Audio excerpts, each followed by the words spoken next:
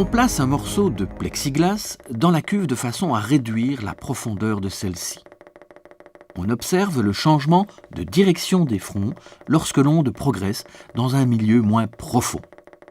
On constate également que la longueur d'onde, la distance entre deux fronts d'onde, a changé. Le changement de direction pris par l'onde quand elle passe dans un milieu différent s'appelle la réfraction. Ici, l'onde se déplace à une vitesse qui dépend, entre autres, de la profondeur de l'eau.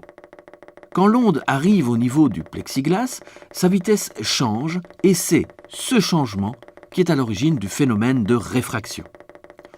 On comprend également que la longueur d'onde change si on se rappelle la relation qui lie la longueur d'onde, la fréquence et la vitesse de l'onde.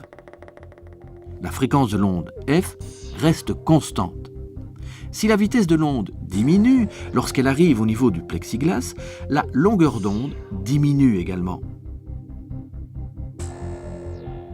La loi de la réfraction est donnée par la relation suivante.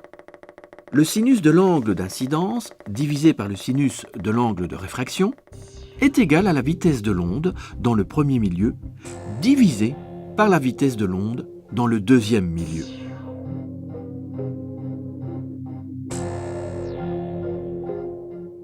La réfraction que subit un faisceau de lumière lorsqu'il passe dans un milieu différent est évidemment décrite de la même manière.